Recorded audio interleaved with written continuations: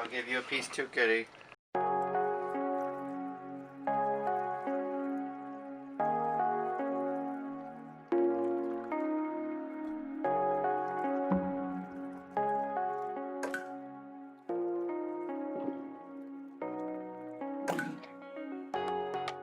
Hey folks, welcome to Ryno's Savory Dine-Ins. This is episode 1. Today we're going to do pot roast, because pot roast is amazing. I love a pot roast. It's also really great if you are someone that works.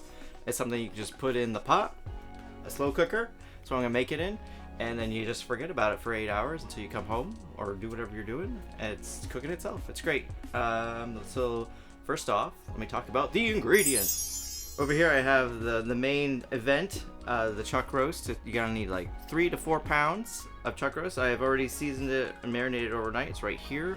I'll talk more about that later.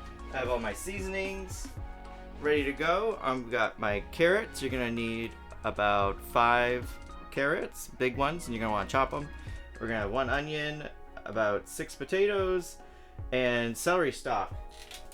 Most people don't know that this whole thing is actually a celery stalk, and a lot of people get that confused. These single ones are called actually ribs or branches, and you're going to need about 3 ribs. Not the whole stalk, but you could put the whole stalk in. It really depends on the vegetables you want and how watery you want it to be. But I'm just going to use 3 celery ribs. 2 garlic cloves, some thyme, some rosemary, and some bay leaves. So I got some of my vegetables chopped already. I just chopped up my potatoes. You want to do big chops because it's going to be cooking for 8 hours. Also, you want to use either gold or red potatoes because they hold their shape better when you're cooking them like this. Now I'm getting my garlic cloves ready. My family, we love a garlic, so here we're putting 2 garlic cloves in. I'm just going to do that, and then I'm going to sear my meat. It yields a lot of food. We got a lot of people coming over all the time. It's always good to just be like, yeah, I got some pot roast leftovers.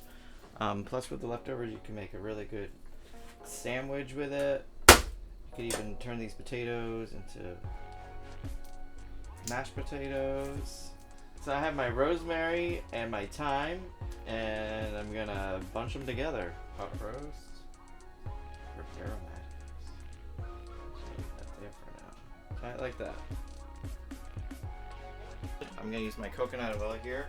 It's just good because you're cooking it a long period of time with gravy, and it can stick to the pan, and then it's a pain later on when you have to clean. So I just like to do a quick spritz.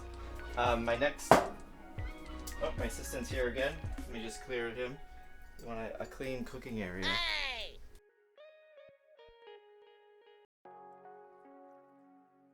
Want to sear your meat. This helps keep all the juices in. So I'm going to put it on high. Use some olive oil. So it smells very oniony. Got my oil in my pan, waiting for it to heat up a little more than that. Because you want to sear all sides of this.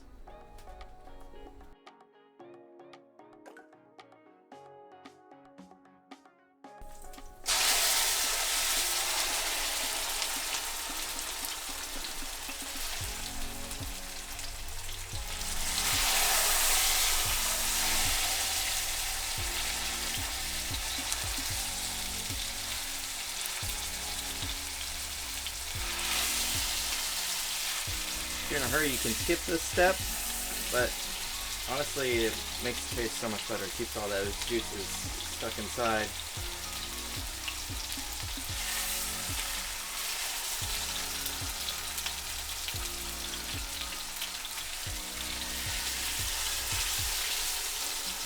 Alright, now that we have our meat seared, which is honestly the hardest part, now we're ready to go into the crock pot. Basically just add things to it.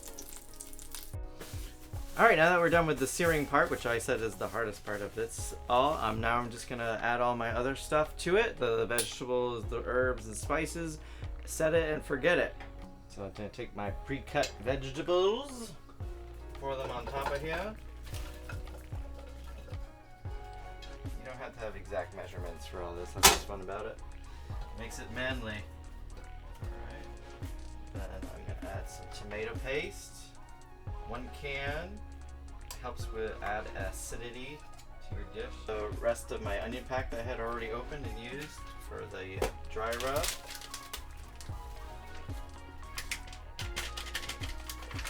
These make an excellent dip as well if you add Greek yogurt. Beef broth, about 1 cup or 1 can.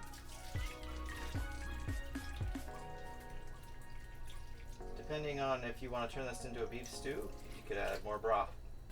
I'm gonna add some garlic powder in there because I love my garlic, even though we got garlic in there, so I don't want to add too much. Some more thyme. You know, we got fresh thyme as well. Just a little sprinkle and some ground cumin. Just measure it with your eye. And then the piece de resistance. I said that wrong probably. You can add any beer. You could use the whole can, but I rather drink half of it.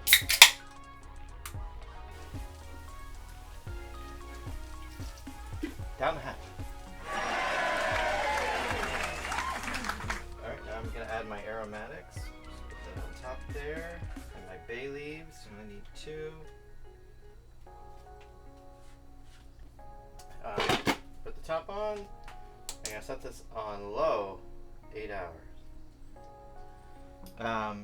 We'll come back in 8 hours and show you how it looks, and then it'll be dinner time.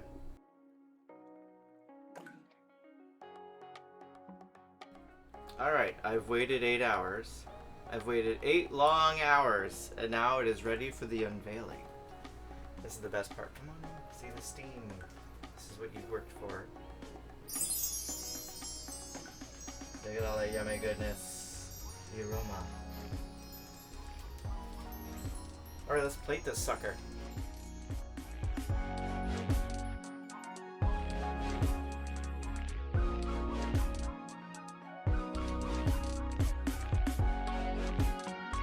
Here it is, the final product.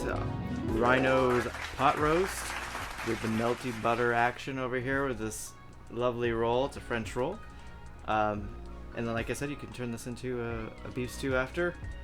Thank you for joining us here on Ryno's Savory Dine-Ins. I can't wait to eat this. I'm just like, my mouth is watering. Sorry.